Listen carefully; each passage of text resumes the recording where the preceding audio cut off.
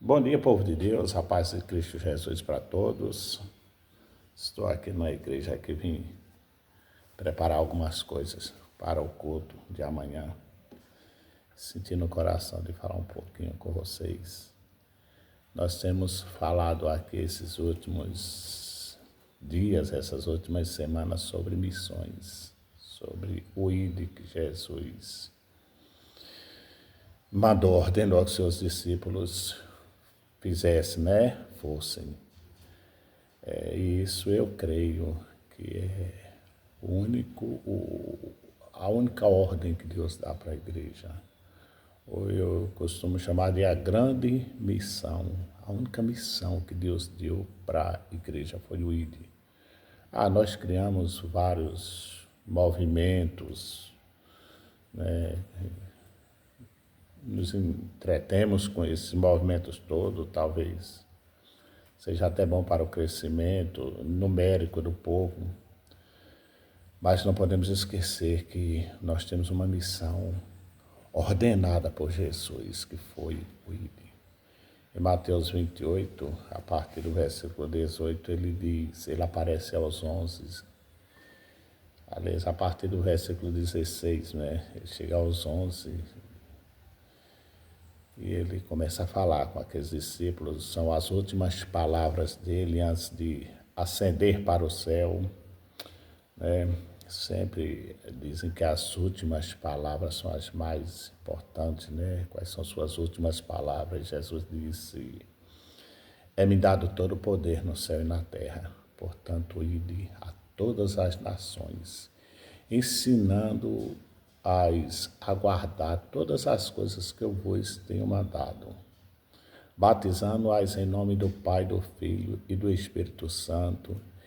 Eis que estou convosco todos os dias até a consumação do século. Então essas são as últimas palavras de Jesus: ide a todas as nações, a todos os povos, ensinar, amém, as coisas que eu vos tenho ensinado. Tem pessoas que dizem, eu abro a boca e Deus já me usa, tudo bem. Mas Jesus, ele era um mestre. Ele era chamado pelos seus discípulos de mestre, professor. E seus discípulos, quer dizer, alunos. Jesus preparou esses discípulos e os enviou. Então, nós temos que sermos preparados. Temos que nos buscar, Preparar, estudar, pesquisar, buscar em Deus, ouvir do Espírito Santo, para sermos preparados para cumprir o ID de Jesus. A palavra de Deus diz lá em Gênesis, no começo de Gênesis, quando Deus termina de fazer todas as coisas, ele faz o homem. E a Bíblia diz que ele fez o homem do pó da terra e soprou em seus narizes o fôlego da vida, e o homem foi feito alma vivente. Então a gente vê que Deus fez o homem carinhosamente com suas próprias mãos, moldando aos poucos, detalhadamente, com aquela sabedoria tremenda que Deus tem, com aquele amor tão grande, a sua imagem, conforme a sua semelhança. E ele faz aquele homem e ele sopra nos narizes daquele homem, porque é assim que a Bíblia diz, o fôlego, o espírito de vida, o fôlego de vida. E o homem foi feito alma vivente. Amém? Nós temos 3 matérias em nosso corpo.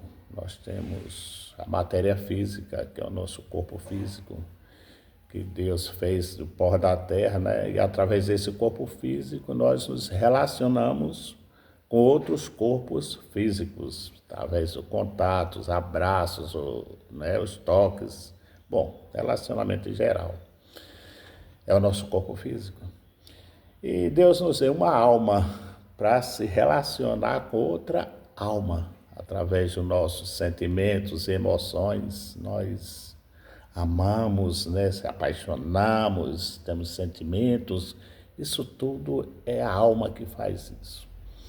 E Deus nos colocou o Espírito. O Espírito Deus pôs em nós para nos comunicar com Ele.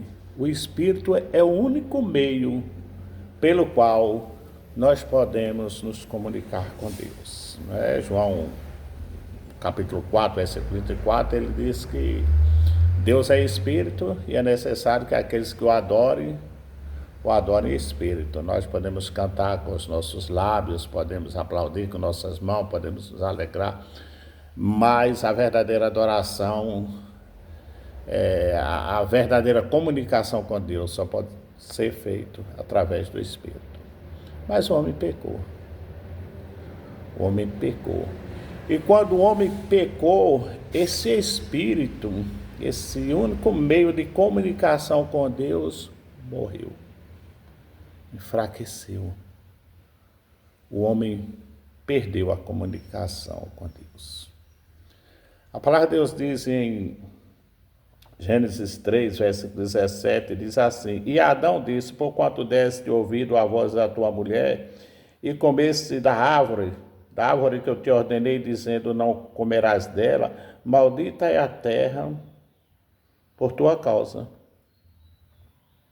por causa de ti.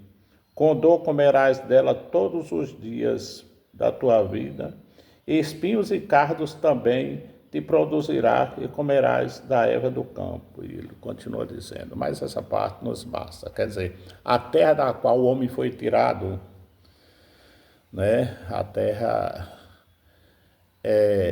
ela tem vida, a terra é viva. A gente lança uma semente, ela produz árvore, não é? A terra é viva, a terra... Deus nos fez essa terra que já existia a vida nela, já produzia planta. Mas essa terra passou a produzir também abrolhos e espinhos, quer dizer, maldições, dores, sofrimento. E essa terra que a Bíblia fala é nós, o nosso próprio corpo. Daí surgiu as doenças.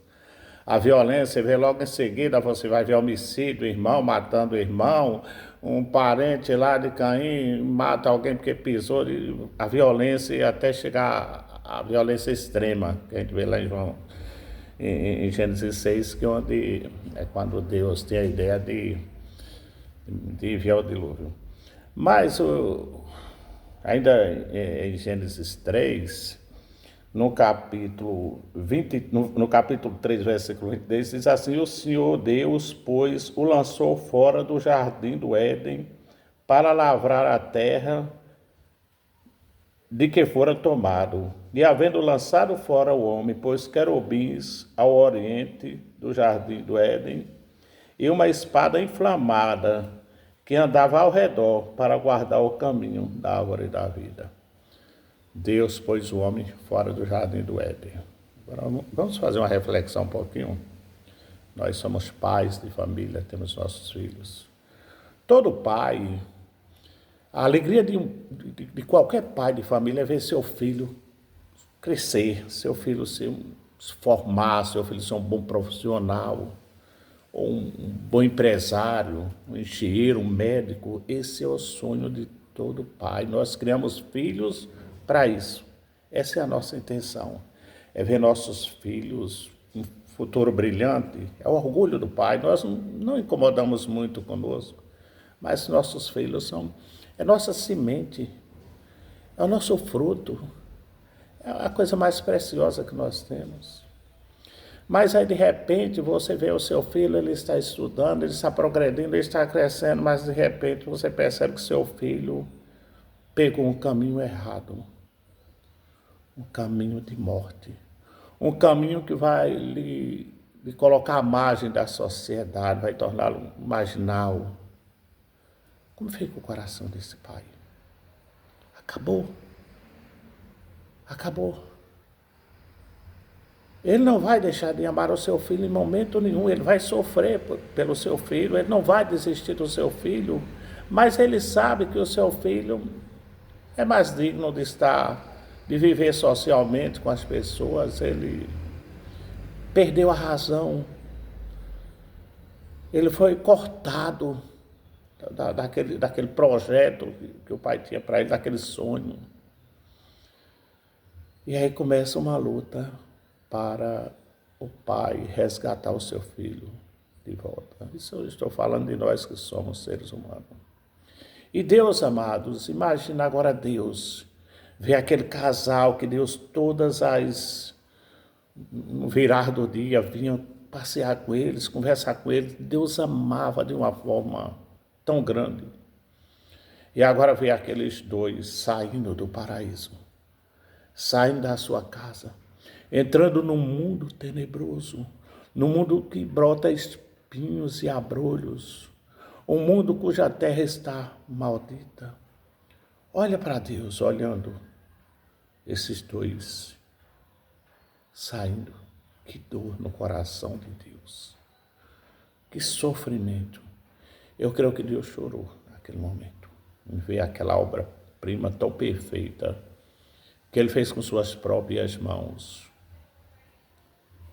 saindo da sua presença, saindo da sua casa, da casa que o Senhor fez, o jardim onde o Senhor fez para Ele, com todo o carinho, onde eles não morreriam, não adoeceriam, não precisaria trabalhar, eles teriam de tudo, e agora eles vão ter que suar, vão ter que se furar nos espinhos, vão ter que ser picados por serpente, vai ter que ser perseguidos por predadores, vai ter que viver num mundo cujo Satanás reina, num mundo onde já impera o mal. E é por isso, amados, que Deus nunca desistiu de buscar o seu povo de volta. Deus nunca desistiu. Deus, desde aquele dia, Deus travou uma batalha tremenda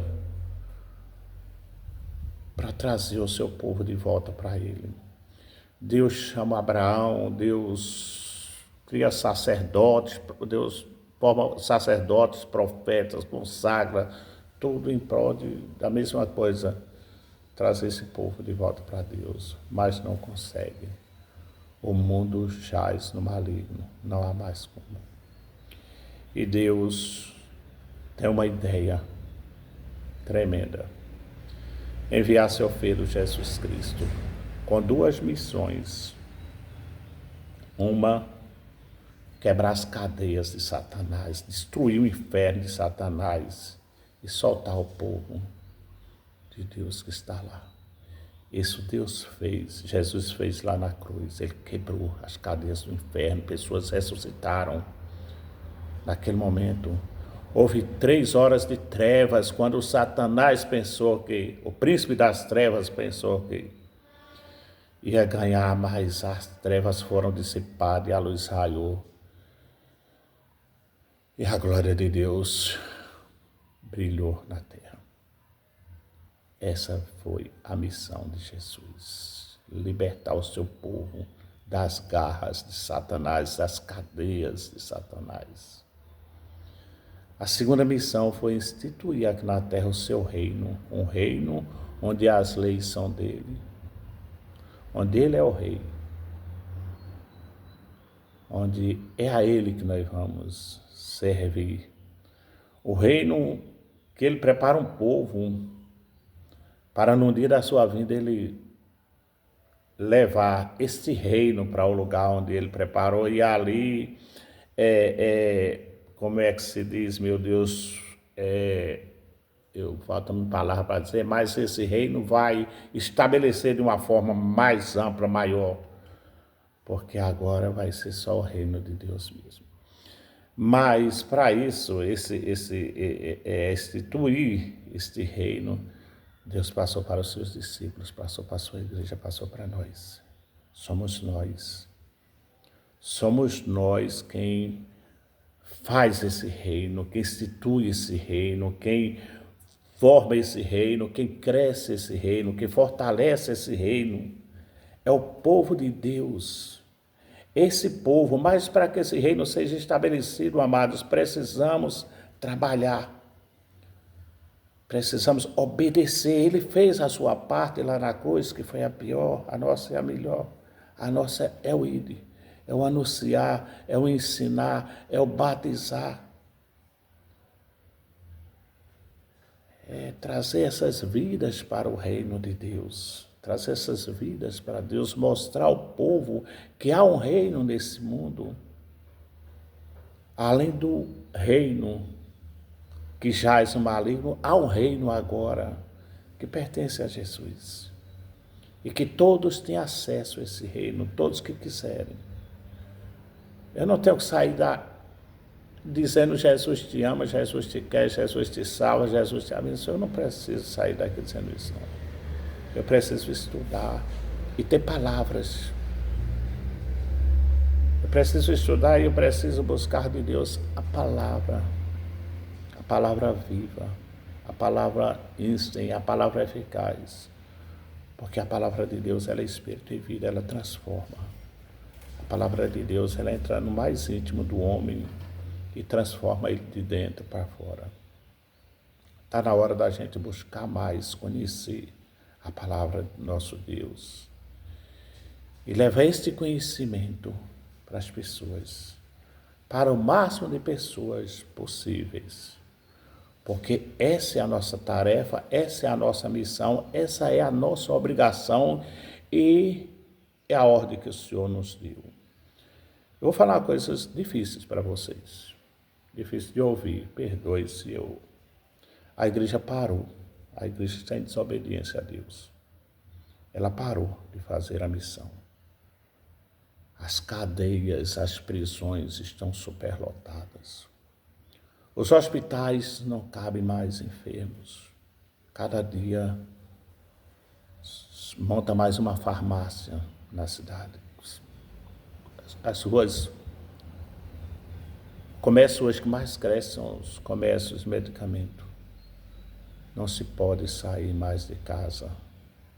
A violência está nas nossas portas, já dentro de muitas casas.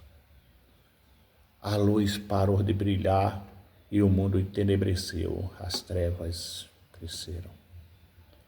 A igreja buscou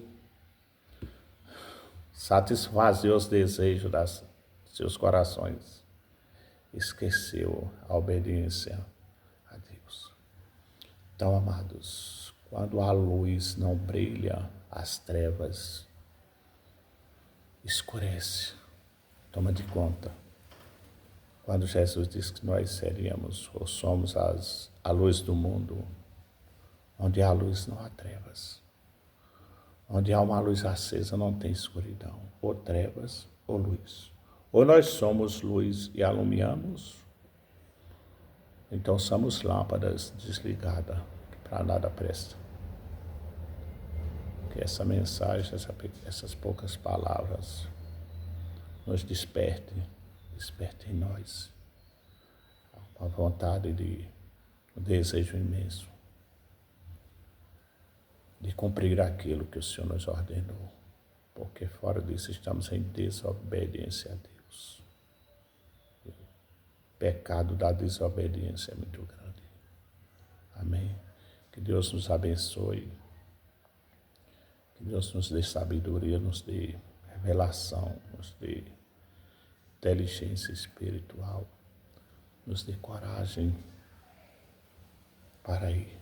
Coragem, espírito de coragem, espírito de ousadia, espírito de sabedoria para cumprir a sua vontade.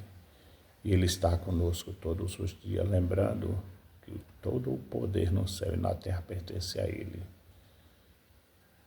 Se Ele está conosco todos os dias, então todo o poder no céu e na terra está conosco todos os dias. Até a consumação do século. Grande abraço para todos. E amém. E um bom dia para todos.